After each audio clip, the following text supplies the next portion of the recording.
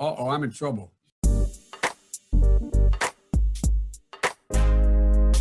This is an island surrounded by water, big water, ocean water. Trust me, I'm like a smart person. I'm very consistent. I'm a very stable genius. I had the best words. Tolerated. I know words. Mike Pounds. I hope they now go and take a look at the oranges of the investigation. But there's no better word than stupid. Anonymous, really anonymous. I'm very highly educated. One of the wettest we've ever seen from the standpoint of water. Had the best words. God bless the United States.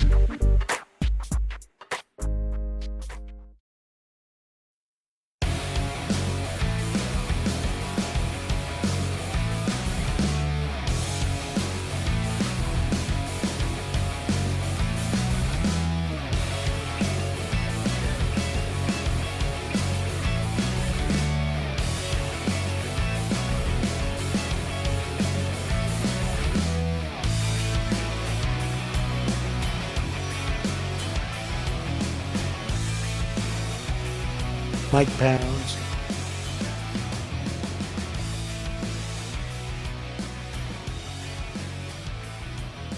Around the nation, PYT Nation, Jeff Waller here. Welcome to the show. It's Wednesday, it's midweek, and we've got some stories for you. Yes, I'm going to do it. I'm going to talk about Kanye. I know, guys, I know. But trust me when I say it's going to be great. You're going to love it. You're going to love it. It's a deep dive into a bonkers-ass interview they had with, and I say they, it was Forbes that had with Kanye West. I know a lot of you are going to be like, oh, Jesus Christ. Trust me, you're going to be basically face-palming through the whole thing. It's amazing. Just amazing. Then we're also going to talk about another bombshell, right, from Mary Trump's upcoming book, the one that Donald Trump is desperately trying to stop. That's fun. Then we're going to get a little bit more serious. We're talking about some policy stuff. We have, of course, Mitch McConnell now has the door open for a second round of stimulus. That's very interesting / important. And I'm going to tell you why, of course, he's really doing it. What the real reason behind this sudden reversal of policy is, or at least a couple of theories. Then we're going to talk about, of course, the Supreme Court making a terrible decision today when it comes to reproductive rights. And then we've got, of course, the next looming crisis in the coronavirus epidemic or pandemic. We have, oh boy, say hello to the housing crisis 2.0. It's going to be disastrous. So we'll start out a little bit light and fluffy, and we'll go to some serious disaster because that's how we do this on the show. So, all right. If you give the name promotion, it becomes a thing. That name becomes a fad, and then we can't have nice things because that name ruins everything. I love you guys, but like, I don't know if you know this, but Kanye is already a big name. Bigger name than obviously me. Bigger name, obviously, than a lot of us, any of us lefty YouTubers. So like Kanye. It's not exactly platforming Kanye when he's already, again, a gigantic name. And so I guess I don't understand that. Like, no, you shouldn't talk about him because then he's going to be a thing, but he already is a thing. And he's a much bigger thing. Oh, sorry about that. I didn't mean to hide that comment. I meant to show that comment, and I clicked the wrong button. Sorry, Dongle. I didn't mean to do that. I'm going to read that. I'm not going to win for a bit, and a lot of controversial stuff will come out, and I will be canceled for 5 years at least, thanks to the way cancel culture is getting. So that was your comment that I accidentally hidden. Sorry about that, Dangle. Didn't mean to do that. Yeah, so look, I not only host a show, but I also moderate the chat because Angle moderate itself, although it does try. And it does so very poorly. I see a lot of comments getting hidden that shouldn't be hidden. And so I don't know how to fix that, really. And then a lot of stuff that's not hidden that probably should be hidden. So it's tough when you do it all, man. And you can't be perfect all the time. Anyway, what was I saying? Kanye. Might as well get to this. Get to the story, but before I do, I want to ask you guys please to like and share the stream if you haven't already. It's very helpful if you do so. Help out the show. Super chats also very helpful, and all that stuff. So, and I like to read those. All right. Anyway, there we go. The chat was not updating, and now it is. Let's see. Bigger name than Donald Trump? Absolutely. Absolutely a bigger name than Donald Trump. And so, let's see. Tucker Carl. Oh, Jesus.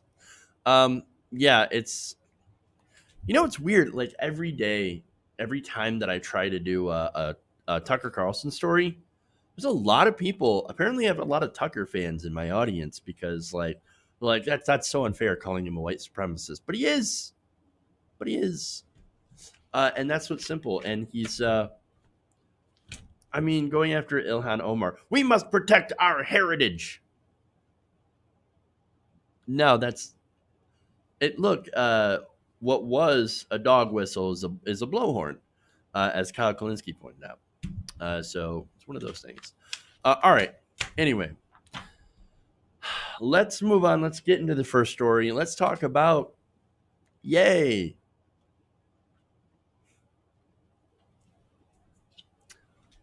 I hope you get this.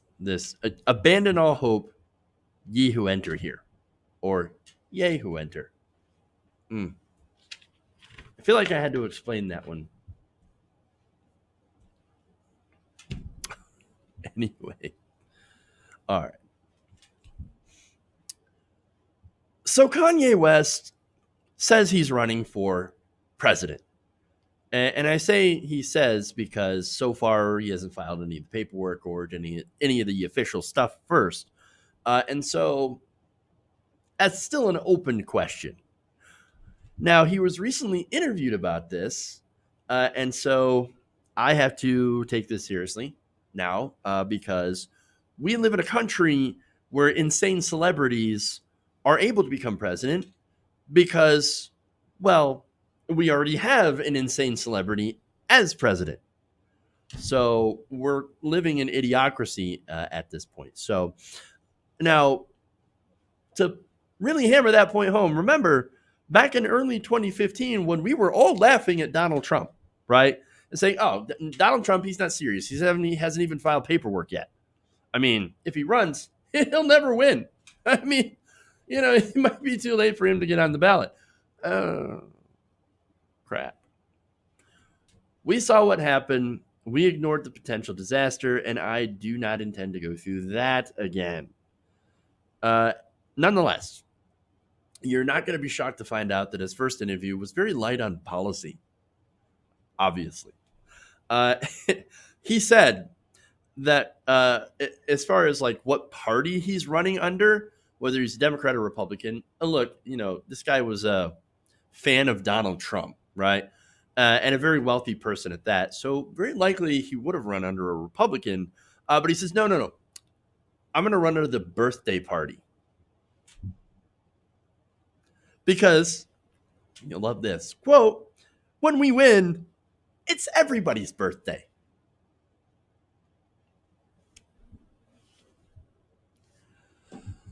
All right. The madness continues. All right. So his campaign slogan is simply yes. Just the word yes. Because, of course, you take yay and you add an S to it and it becomes yes. See, this is the marketing genius that you and I will never understand, right? This is the Kanye marketing genius. He also said that he was going to speak with Jared Kushner, the White House, and with Biden to make his bid a reality. Even though, again, he might be pretty late to get on the ballot in a lot of states. Although he did say, well, coronavirus made everybody late, so maybe he has a chance. Ah, great. So now, speaking of Biden, by the way, so look, he's went after Trump a little bit, and also went after Biden, right? So on Biden, he said, quote, Obama's special, Trump's special. We say Kanye West is special. Who's we? America needs special people that lead. Bill Clinton, special. Joe Biden, not special. Insane. Look, I do agree, though. Joe Biden, not exactly special. I really do think that Biden became the presumptive nominee by default. Going back, of course, to Bloody Monday, where the entire establishment rallied behind him during the primaries right before Super Tuesday. So that was Super Tuesday was actually forecasted to be a big win for Bernie Sanders, but Obama made a few calls and really snuffed that out. So anyway, as for Biden, hey, look, if you turns out if you run for president for like 3 decades, odds are one of those times you'll actually become the nominee. It's kind of like the monkeys typing Shakespeare. Do it enough times, put enough monkeys in a room with typewriters, you're gonna get Shakespeare. All right. So now, although of course being VP and being backed up by the establishment, of course it never hurts, right? So back to Ye, because Ye, West's campaign advisors are unsurprisingly his wife, Kim Kardashian West, and of course Tesla founder Elon Musk. West told reporters that Musk, he was considering him to be the head of the space program. Of course, space program. Hey, man, I guess you could probably choose worse. Elon Musk may be a bit of a jerk and all that stuff, but he did found Tesla Motors, so I guess whatever. At least he's not putting up Louis Gohmert. Remember Louis Gohmert, the guy who said that if you send gay people to space, that'll be the end, like the end of the human race. Insane people, right? We're all surrounded by idiots, apparently. So now there's more. West also said that if he were to win either in 2020 or 2024, the year in which he previously hinted he would run, it would be on God's appointment. Quote, because God appoints the president. If I win in 2020, that was God's appointment.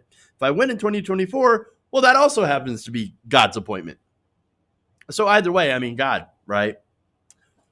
You know, something I never really understand from that argument, and you see this from Trump supporters too. God appointed Donald Trump president. Really? Well, then what was all the voting about? I mean, if God's putting in presidents, I mean, then what's the whole democracy thing? Did anybody ever able to answer that question? As far as I know, it's people that vote, not some alleged super cosmic entity. I'm just saying, right? So as I said, how does he feel about Donald Trump? Well, he still loves Donald Trump. Never fear, even though he took a couple of slight digs at him. But he said on Trump, he's the closest president we've had in years to allowing God to be still part of the conversation. And to show that, look, basically he's putting out a lot of theocracy vibes, right? Theocratic vibes.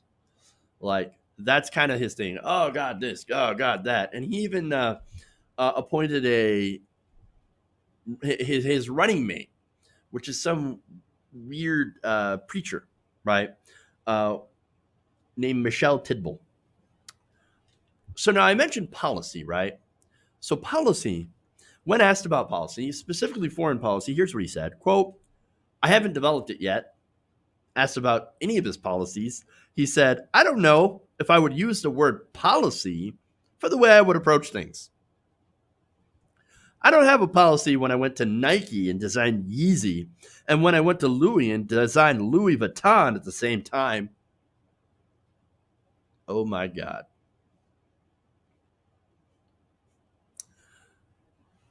In the interview, it said the clearest vision he offered was based on the movie Black Panther.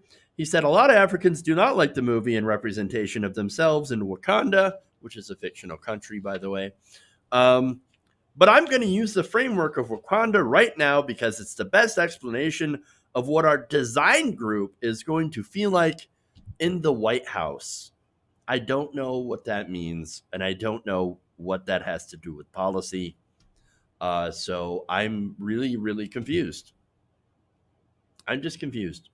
Now, he did mention something about policy. Oh, thank God. Okay, well, for one, healthcare, right? Well, he doesn't really have a healthcare plan, but he did talk about vaccines.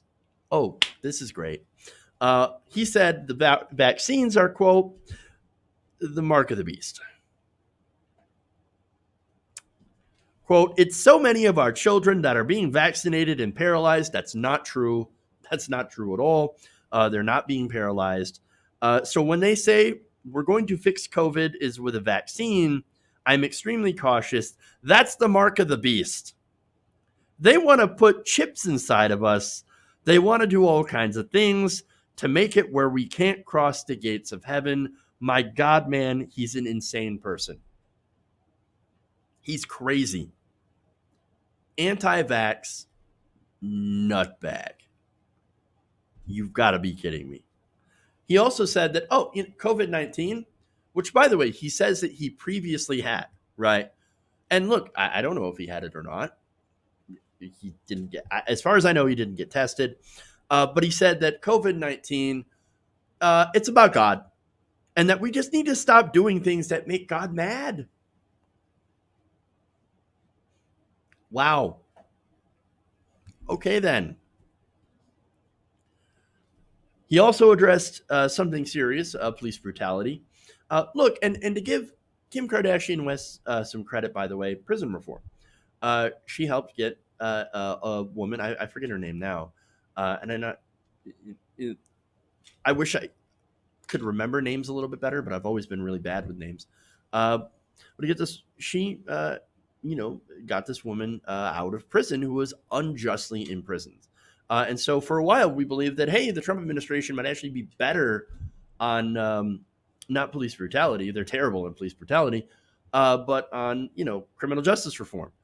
And then it turns out, of course, they didn't really care about that really at all to begin with. So anyway, on police brutality, he says, Kanye says, well, I would end police brutality, but I would like to know, or I'd like to let everyone know that police are people.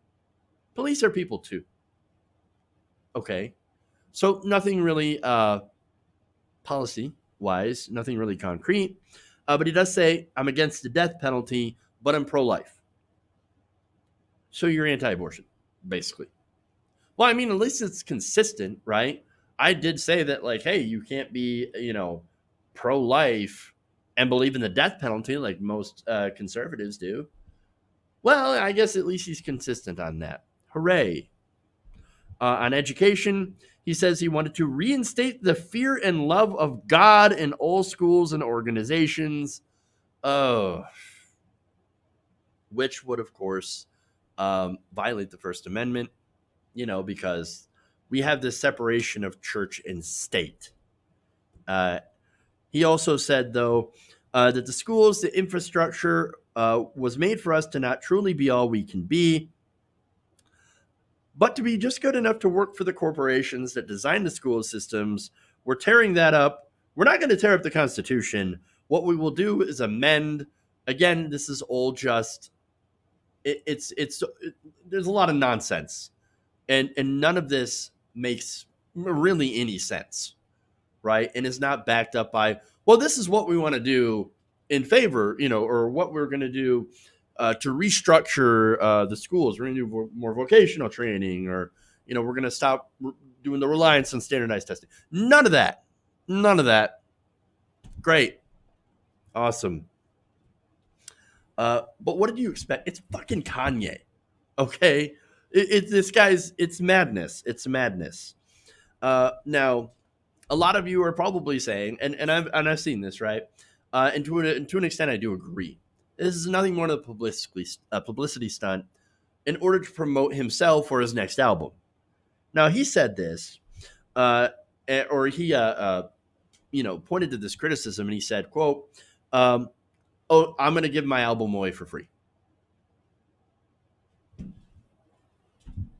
Okay. All right. Well, that still doesn't really answer the question of whether or not you're doing this to raise your own profile. I mean, it worked for Donald Trump, but I don't know. He sounds like he's crazy enough to believe that he can become president. So now, look, if you're still watching this, and props to you, man. Like, this has been a slog. Understand why I felt compelled to actually do a deep dive into fucking Kanye West. And it's because in America, we elect clowns. We do. And in any normal election cycle, I would have been like, who cares? Clown of clowns. Get him out of here. Not worth talking about.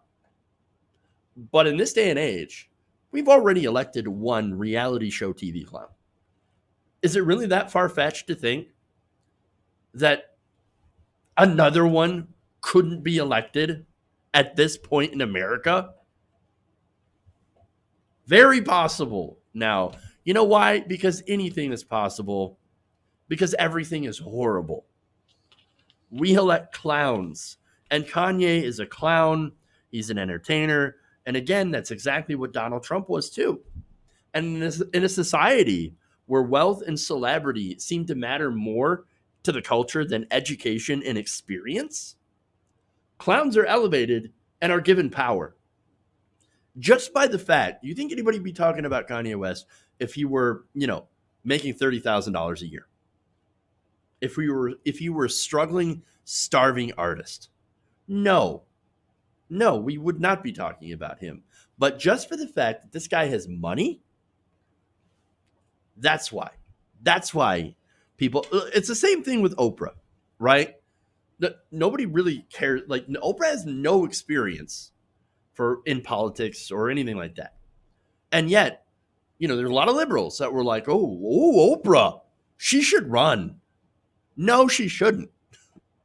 Again, I'm not saying Oprah's a bad person specifically. I don't know, but I'm saying that maybe we should stop, like, as a country, as a culture, elevating people who are clowns just because they have money.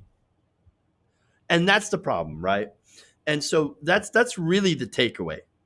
Even if Kanye is just, it's just a stunt and he's not running, I wouldn't be shocked if he didn't receive some significant amount of votes, even if he's on the ballots. And so what's interesting about this is you got neoliberals right now that are flipping out about the fact that he could possibly siphon black votes from Biden.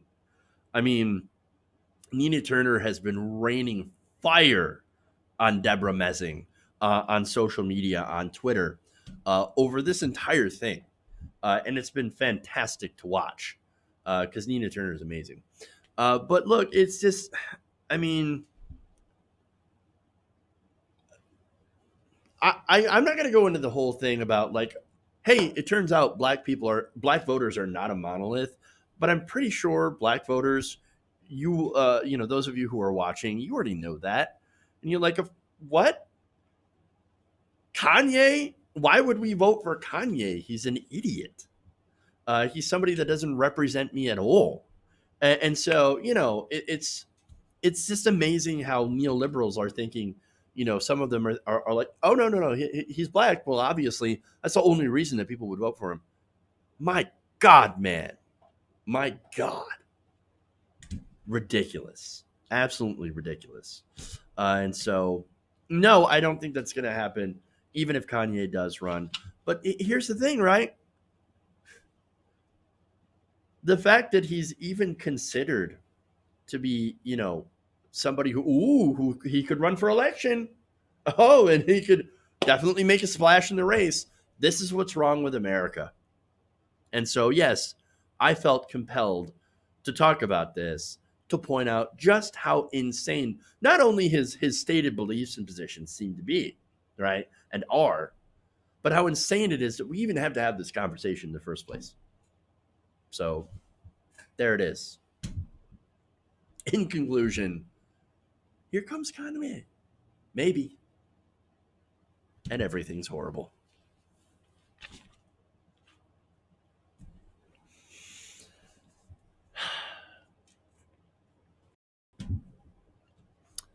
All right. Moving on, let's go to our super genius in chief. Yay.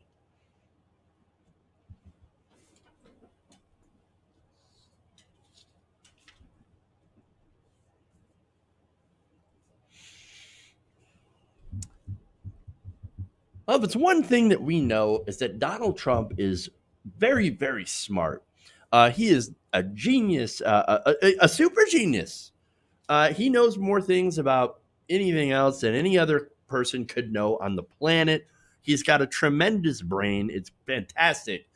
So much so that the doctors even ask him, Donald Trump, how did you get so smart? I'm just messing with you guys. He's not only dumb, but he's apparently a fraud. Oh, I know. Say it ain't so, right? That's at least according to Trump's niece, Mary Trump. So now, Mary Trump, of course, she wrote a book. Everybody's writing books. And I'm really not surprised. There's quite a market for it. So now, according to Mary, who wrote in her new book, the now president allegedly had paid somebody to take the SATs for him. Because, of course, right? Because that's what you do when you're a very stable genius, very smart person. And look, if it happened, let's just say that if it happened, well, obviously, he didn't want to completely give away how much of a super genius he was, because then, he would get special treatment. He didn't want that special treatment, right? That's gotta be it. Of course, right? Or maybe he's just extremely unintelligent and he was afraid that he wouldn't be able to get into Wharton. So now, look, I know you guys. Oh, Wharton. Oh, what a wonderful school, right? What a very prestigious college. And actually, look, I'm not going after Wharton. I'm not saying that they're not a prestigious college. They absolutely are. However, back in the days that Donald Trump tried to got into Wharton, it wasn't exactly prestigious, as prestigious as it is, or as difficult, I should say, to get into Wharton. So ignore everything I said about it not being prestigious. It is, again, but it's not as difficult, or wasn't as difficult to get into Wharton. Anyway, continuing with the story. So now the Philadelphia Inquirer, right, managed to track down Wharton's admissions officer, and I'm sure you've already heard this story, right? So now Trump said that Penn was one of the hardest schools to get into in the country. Remember, he went to this school back in the 60s, right? So the admissions officer, James A. Nolan, who was a personal friend to Fred Trump, Donald Trump's father, told the Philadelphia Inquirer that the school at the time was actually taking about 40% of all applicants. Oh, 40%. And, oh, look at that. The admissions officer just happens to be a personal friend of Donald Trump Jr. I'm sorry, not Donald Trump Jr., but Donald Trump. And so Donald Trump goes to interview with Nolan. Is it any surprise that he gets in? Of course, right? So the reason I point that out is again, it's not exclusive, right? A lot of people got in. It's harder to get in now, but not but it was much easier back then. So now Nolan, again, had the pleasure of interviewing Donald Trump, and he described him as, quote, definitely not a super genius. I just love that quote. I do. It's great. He added, I wish I hadn't interviewed him. In retrospect, I wish I hadn't done that.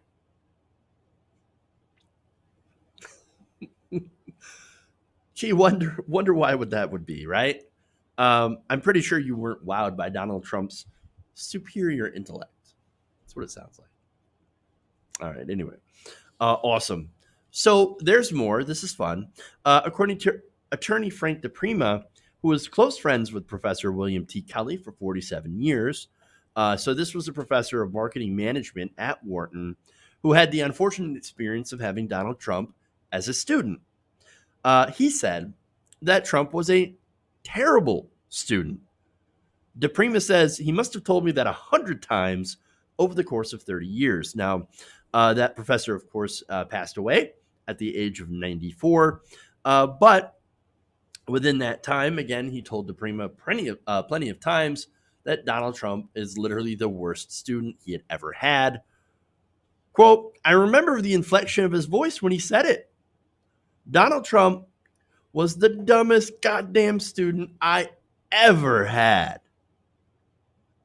He would say that Trump came to Wharton thinking that he already knew everything and that he was arrogant and he wasn't there to learn.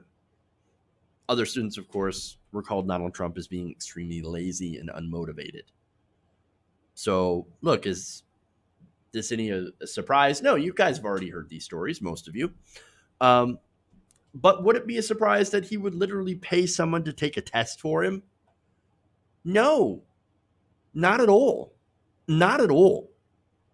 And so it's because not only is he deeply unintelligent, and of course he knows it, but look, he's also super corrupt. But here's the thing. None of that matters. None of it matters because guess what? Even if you're stupid and unmotivated and lazy, if you have daddy's money, well, that can go on to carry you through pretty much anything. No matter how much of a sad, pathetic fuck up you are, you can still become president of the United States if you have money. And that's what that is. If you don't think generational wealth is one of the most important factors of success in this country, in America, then you are falling for that myth of meritocracy and absolutely deluding yourself. We do not live in a meritocracy. And so, sure, there are a couple of people who do get wealthy through some of their hard work and inventions and just pure luck. But that's exceedingly rare today. And any system that relies on luck instead of hard work for people to become wealthy, that's not a good system. That's a bad system. In fact, what we have today is a stagnant aristocracy. Okay. And all you do to make money now is you can make money off money and off your name. That's already been established. And that's essentially it. So these people have a huge institutional advantage in everything, including politics. And so, of course, the fact that Donald Trump had money and could self-finance his campaign, that was something that he, of course, touted quite a bit. That's when everybody said, Donald Trump. He might be credible after all. It's the same thing with liberals floating Oprah or even Mike Bloomberg, right? What's Mike Bloomberg bring to the table other than racism? Oh, right. He's got money. He's got money, of course. And now, of course, you have the newest clown, that's Kanye West. They all have something in common. They have lots and lots of money. These people's defining trait is, hey, they're rich, and so they must be doing something right. But look, just because you're rich, that doesn't mean you're smarter or harder working. Look, if the hardest working people in America suddenly became millionaires overnight, we would be looking at a lot of immigrant millionaires. And hey, look, I'm not just saying like immigrant millionaires is like, there's a lot of success stories in immigrants coming to America, having a great idea, building a business, becoming millionaires. Yes, that is through hard work. But also, you'd have, if that happened tomorrow, right? If all the people working hard, well, then you'd have a lot of people that were picking vegetables yesterday in the fields that were undocumented suddenly becoming millionaires in America because they do work incredibly hard. And so that just shows how that meritocracy is an absolute myth.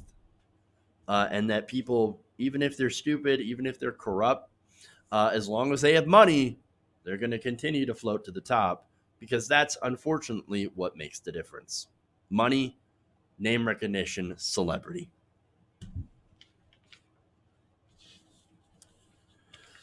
All right. I'm going to take a quick break, actually. We're going to come back. We've got Mitch McConnell suddenly changing his tune, but I'm going to explain to you why that is. And it's not because he cares about the people. So stay right here for that. We got the Supreme Court as well, and the newest crisis that's going to face America. All that is happening after the break, so stay right here. Like and share the stream. I'll read some super chats, thanks some patrons and some channel members right after this. Stay right here. We'll be right back. Round the Nation.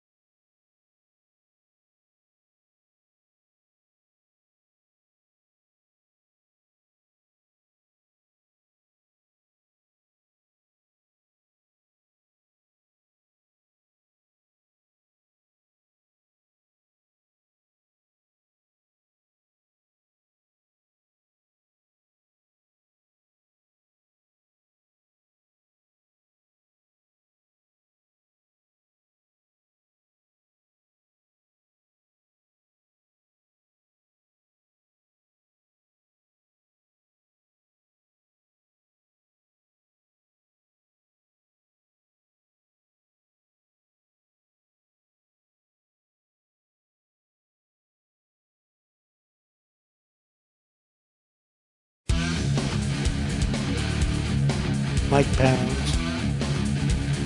Wait, you're getting nervous, man.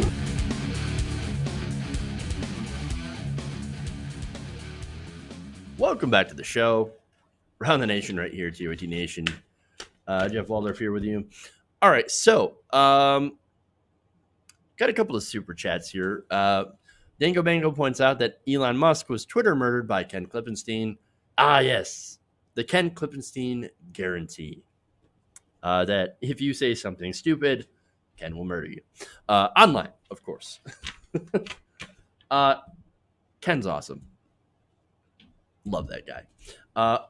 Oh, look, apparently Democrats are pro-Nazis, according to In God We Trust. Do you understand that, like, Nazis were right-wing, like, ultra-right-wing? Like, are you, like, what, are you saying that horseshoe theory? Because that's a bunch of horse shit. What a weirdo, man. You guys got some strange beliefs. Really strange. All right, anyway. Jedi Protector says Trump had his own sister do his homework for him.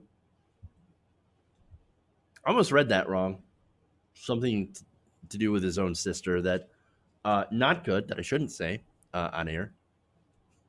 All right. God. All right. So let's get some thanks some patrons, actually. So we'll go to that. I want to thank Tira.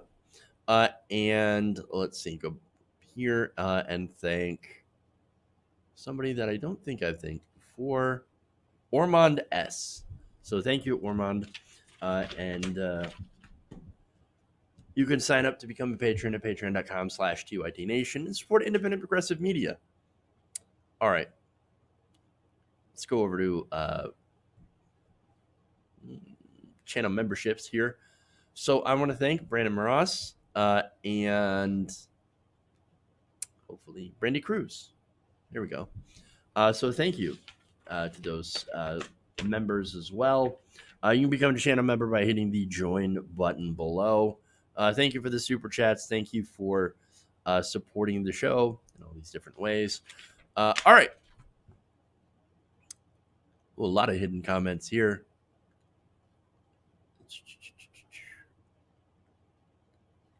All right. So we'll go to Mitch McConnell.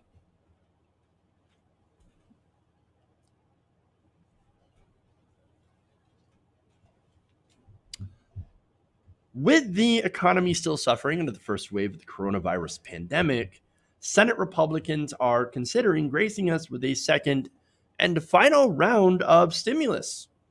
Fantastic. Specifically, somebody who has come around to this is Senate Majority Leader Mitch McConnell, who was before against any more stimulus. In fact, he had told people, hey, look, we got to wait till, we see what impact our previous stimulus bill has on the economy. Well, apparently the economy is still on fire.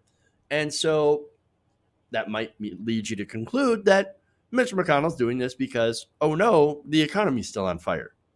But in reality, it's actually doing pretty well for the wealthiest Americans. In fact, look, the CEO of Amazon, Jeff Bezos, actually increased his wealth during this pandemic.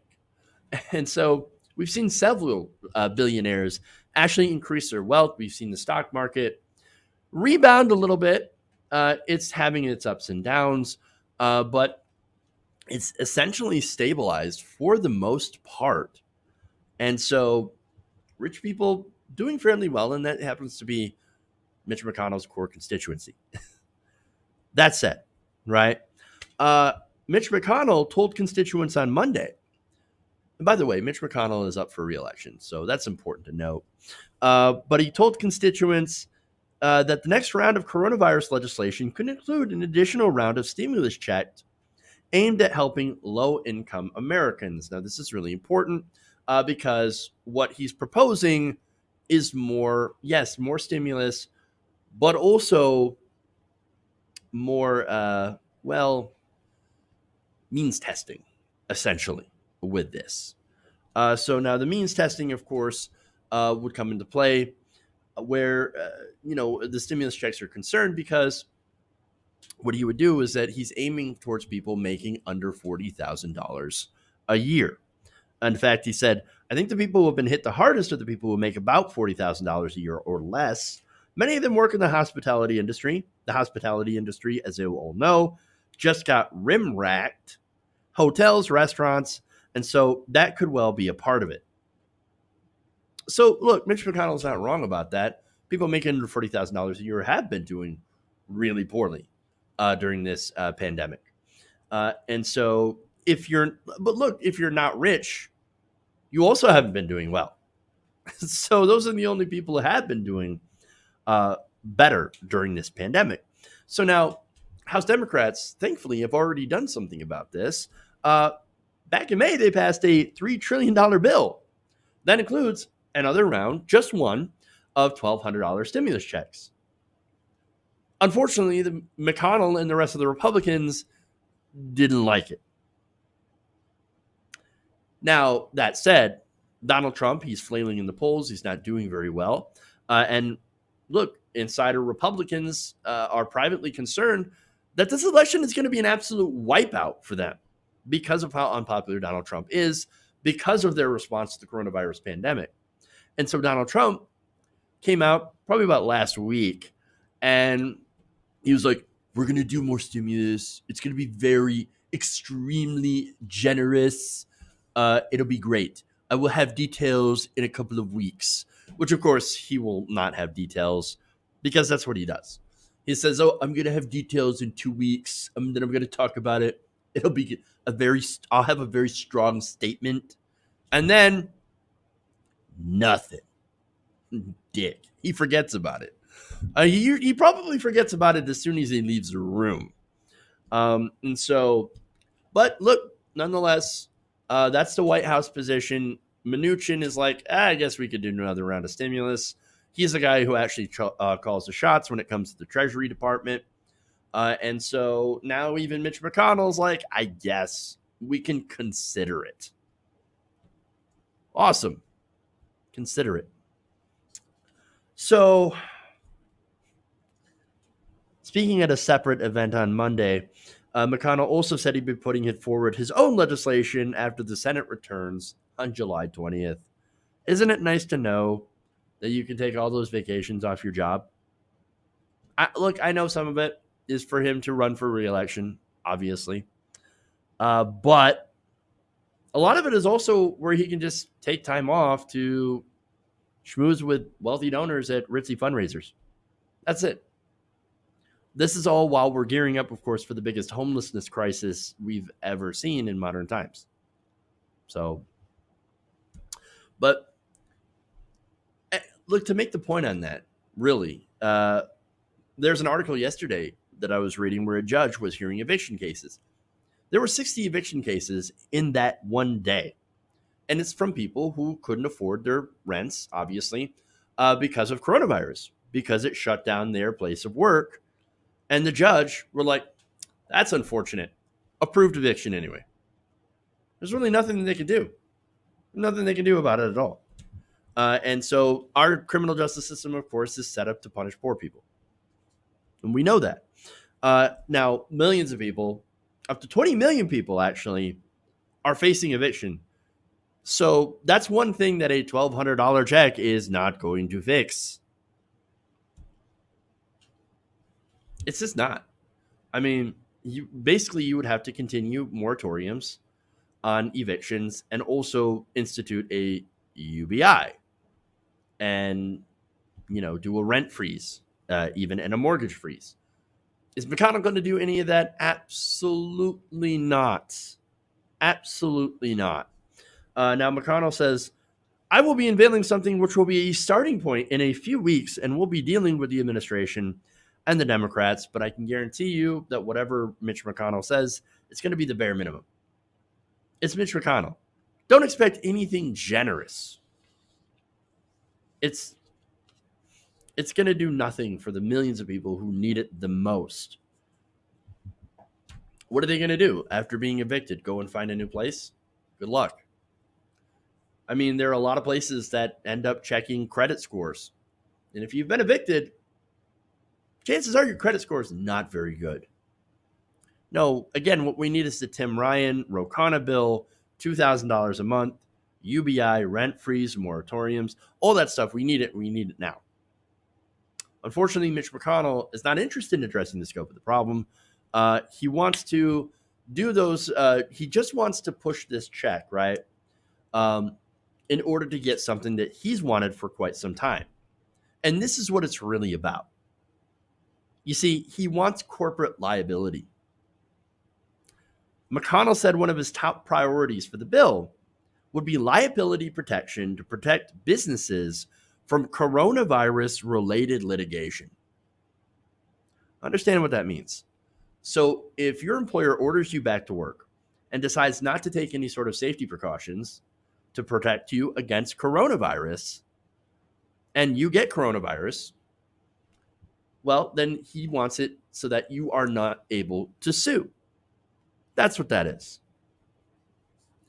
Look, he said this is not just for businesses. This is for hospitals, doctors, nurses, nonprofits, universities, colleges, K through 12, so that people who acted in good faith during this crisis are not confronted with the second epidemic of lawsuits in the wake of a pandemic that we're already struggling with. Yeah, you know what the driver of those lawsuits would actually be, right? Not only would it be lost wages, obviously, but lost healthcare. So understand that here in America, a lot of lawsuits are actually caused by people not being able to afford healthcare. I mean, coronavirus itself, people have been charged up to $1 million in hospital bills for surviving coronavirus. And so would that lead people to sue their place of employment if they get sick at work? Yep, absolutely. The solution to that isn't corporate, removing corporate liability. No, it's removing the corporation from providing health insurance to begin with. I mean, if we have a single payer Medicare for all system, then we wouldn't see those medical bankruptcies and we wouldn't see that need to sue to cover those medical expenses. But as usual, Mitch McConnell obviously is going to miss the point and say, all we need to do is to protect corporations. And so Mitch McConnell waited, right? Because remember how I said that he was waiting until we know, how this affected the economy. Waiting until the house is on, completely on fire to then dangle this additional one-time stimulus check in front of people that would likely only go to people earning under $40,000 a year. So more means-tested bullshit. Gonna dangle that in front of the Democrats and say, ooh, hey, look, if you give me corporate liability protection, then you can have this one-time thing and really prevent an even bigger humanitarian disaster. Maybe. The other part of that, of course, is the fact that, the Republican Party is looking at a wipeout. And so it also could be a way for him to try to save his job. I think McConnell's job is fairly safe. He's going up against Amy McGrath. She's going to get slaughtered. Let's just say that. And so Mitch McConnell's job is safe. However, if he, still stays the majority leader, well, that is the question, right? That is the question. But look, that's my read of the situation. On McConnell's plan, though, look, remember, he is a long-term planner. And so is that completely out of character? Of course not. Besides, if he proposes this and the Democrats say, hell no, we're not going to give corporations blanket liability protection, McConnell's going to go on the floor and say, I can't believe the Democrats would hold up the stimulus check at a time when Americans, the poorest Americans, need it the most. It's McConnell 101. That's what that is. So we're going to have to see, obviously, how this plays out. But we got to wait 2 weeks for it. It's insane how much time they have, just to sit there and suck up to their donors. But that's, of course, unfortunately, Republicans in a nutshell. But we're going to have to wait and see how these negotiations develop and whether or not Americans will get a second stimulus check before the rent apocalypse happens. All right.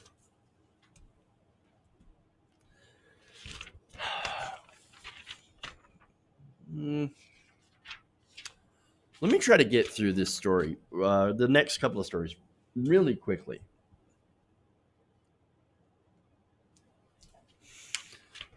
All right. In a devastating new ruling, the Supreme Court upheld the Trump administration rule that significantly cuts back on the Affordable Care Act's birth control mandate. So now that mandate, of course, said that insurers would have to provide free birth control coverage as part of almost all of their healthcare plans. There were specific exceptions, of course, for churches, synagogues. They're automatically exempted. However, nonprofits like religious affiliated universities, charities, and hospitals were not automatically exempt, although they could do a waiver, right? So now the administration, the Obama administration, said you could opt out if you do a waiver, but that wasn't enough for these guys, right? So they said, no, we don't want to have to file for a waiver. We just want to be automatically exempt because, our religious liberty or something like that. They believe that signing an opt-out form or notifying their plan administrator was the same as authorizing the use of their plan for birth control. And so they didn't want that. They wanted to, and they got their way. Now they can say to their insurer that their employees cannot get birth control through us. We say no. Under this ruling, companies are shielded by abiding by the Affordable Care Act provision, which employers to cover preventative care for employees, including contraceptive care. So there's that. In the opinion for the majority of the court, this was a 7-2 decision with, of course, the only two female justices, Ruth Bader Ginsburg and Sonia Sotomayor, dissenting, saying, and this is, by the way, Clarence Thomas running the majority opinion, saying that the Trump administration had statutory authority to craft an exemption, as well as the contemporaneously issued moral exception, saying that, hey, look, religious institutions, if you are morally against your employee getting birth control, then good news, you can go ahead and enforce that and not provide that contraceptive coverage. So this is an example of your company, your boss, getting between you and your doctor, essentially. Your boss now literally has control of your ability to get contraceptive care as part of the insurance that you are paying for. And so that's important, right? You pay a premium every month. Shouldn't you get contraceptive care if you want it? It's your money. It's supposed to be your insurance plan. But, of course, there's the argument of, well, hey, look, your employer pays part of that insurance too. And so they don't want their money going to coverage that they don't morally agree with. But that's the thing. That insurance coverage that they are paying for, right? Because, a lot of employers pay a part or sometimes all of their insurance premium for their employees. But guess what? That is part of your compensation for work. So you work for a company, and part of that compensation is them providing health insurance for you that you will pay some or part of or most of, and then, in premiums. So what right does your boss have to take away your compensation, right, from you because they have a moral exemption, right? Because they don't feel morally comfortable. It's supposed to be your benefit for working for them. It's bullshit. Bullshit. So this is, by the way, why I say that everybody who's laboring under the idea that we should fix the Affordable Care Act, that it's salvageable, is just completely wrong. We should not fix the ACA. No, we need to go to a single-payer healthcare system. Only single-payer works. You can bypass, with single-payer, you bypass your employee or employer and his or her moral objections. And you get the care that you need. And you don't get your boss invading your life because you get it covered. And by the way, what about the government invading in your life? Well, guess what? You can vote for people who will not get in your life and use their health care to control your decisions. Whereas you can't exactly vote for your boss. Look, I don't even buy the argument, though, that they made that the mandate was a violation of their religious rights. Can you point to one example of Jesus pointing towards, talking about birth control? What about abortion? Turns out if you read the Bible, God is pro-abortion. They even tell you how to mix up a drink to make a woman miscarry if in the event that you think that she's been unfaithful. That said, why should your boss be making the decisions on what kind of medications that you take? And that's what it is, too. Contraception is a medication. It's not only used for preventing pregnancy, but also treating other issues like endometriosis, polycystic ovarian syndrome, and even if it didn't, who the hell cares? Your boss should not be making that decision for you based on their morality. It makes absolutely no sense unless the entire purpose is to control women and to control choices that these women make based on what you think is right. BS. No, we need to fix this. And the only way to actually fix it is to go to a Medicare for all system. All right. Let's go to the housing crisis.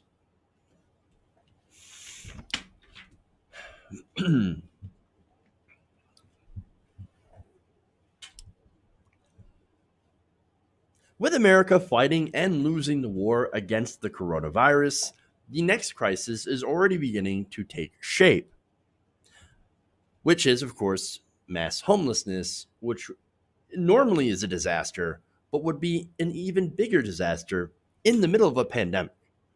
So now, Business Insiders reported that nearly 20% of the 110 million Americans who rent are at risk of eviction by the end of September. Now, this is based on a report from the Aspen Institute. And the issue, of course, that they raise is not only the fact that there's going to be so many, about 20 million people that could face eviction, but many of these people happen to be Black and brown renters. And so they're going to be hit. Those communities are going to be hit massively hard. So now this information comes from the COVID-19 Eviction Defense Project, right? And so they estimated last month that somewhere between 19 to 23 million American renters could be evicted, depending on the unemployment rate and other factors. They used a model that combined data on renters' household income, savings, housing cost burden, and of course, pandemic. And so that's important to note. So now, right now, the federal government has banned evictions in federally assisted properties until July 25th. That is getting close to running out. Now, there are cities and states that actually have put in measures to ensure that renters are protected. However, that's also running out. And so that's why August, September are going to be you're going to see a gigantic spike in homelessness, in evictions. And so that's horrible. And so, look, we've got a virus that's raging. We've got unemployment that is still incredibly high. You've got hot spots like Arizona, Florida, and Texas that are already, in some cases, frozen or started to roll back their reopening plans because of these coronavirus outbreaks. Well, when you have that happen, these people aren't able to go back to work. And then couple that with the end of the unemployment benefits, the extra $600 a month in federal benefits, you're looking at a catastrophe, an absolute catastrophe. The worst hit will be the poorest among us, obviously, ones that are already disadvantaged, Black and brown households, according to an April 2019 report from the National Low Income Housing Coalition. Black and Hispanic households are more likely to be extremely low-income renters, make at or below the poverty line, or 30% of their area's median income. And so, look, without being able to go back to work, without that extra unemployment benefits, without any money to help them, they're screwed. They're screwed. They already face a shortage of affordable living options. And look, 1 in 5 Black households and 16% of Hispanic households qualify as extremely low income renters. And so there is not a lot of, options for these people. And unfortunately, again, it gets worse. It gets worse. I mean, what do you do when you don't have an income anymore? What's going to happen, right? I mean, I know what I'd do, right? If I was in that situation where I lost my job due to coronavirus, and it's not opening up anytime soon, and my benefits, are going to run out. What I would do is I would make sure that my family's fed, and that we have adequate supplies for survival. That's it. I mean, what else can you do? What else can you do? Sure, you could pay the rent, but then how do you eat? These $1,200 checks, by the way, that people got, that's not enough. It's not enough to stop this. In some places, it doesn't even cover the rent. So, again, we need something that is better. We need an actual solution to this. Or else, again, look, we already know what this is going to look like because it started to play out in Wisconsin, right? So let me give you the information on that. Moratoriums on evictions were lifted on Wisconsin on May 27th, right? And of course, the Milwaukee Journal Sentinel reported that in the first 2 weeks of June, eviction filings rose by 42%. And that's across the state compared to last year. 42%. And that's just, in Milwaukee, right? It's going to get worse. More stimulus isn't enough. We need a national rent freeze. We need a UBI so that people can catch up, right? A UBI, by the way, would also help the landlords because they would also get that money. And they could collect that money, and then people would still be able to pay their rent once the moratorium is lifted. I mean, look, this moment, this pandemic, what it does is that it calls for aggressive left-wing government policy. Anything else is insufficient. You've seen what we've done in America, and you've seen that it hasn't been effective at all. Massive unemployment. It's insufficient what we're doing, not only to, of course, prevent a worse outcome, but also to recover when this crisis is over. And unfortunately, we are not doing any of that. We're just making the situation much, much worse in the future for millions of people. And that's not going to help our economic recovery. And that's certainly not going to help them survive COVID-19. It's going to help spread the virus. And things are just going to continue to get worse. We have to do something, and we've got to do it now.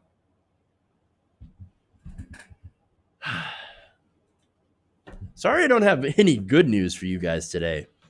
But thank you for joining me anyway to see the breakdown of where we're at and how bad things are.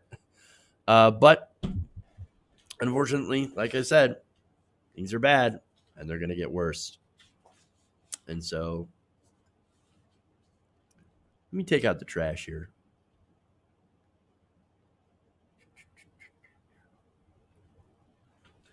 All right. Anyway, so like I said, that's all I got for you guys today. Thank you for going around the nation with me today. Please like and share the stream if you haven't already. Patreon.com/UIDNation if you can. Help us out. Continue to support independent progressive media. We're not funded by gigantic donors or billionaires. So obviously, because billionaires don't exactly like the message because they're afraid of having to pay a tiny smidge more in taxes. I know. Boo-hoo for them, right? So, yeah, that's why we need you guys to continue to support the show.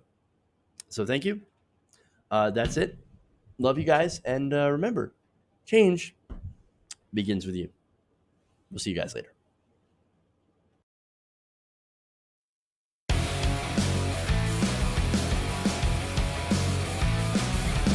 Mike Pounds.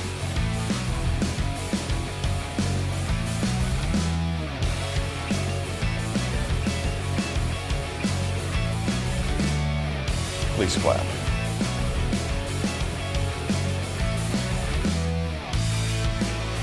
Why? Oh, you're getting nervous, man. Oh, wow, I'm sorry.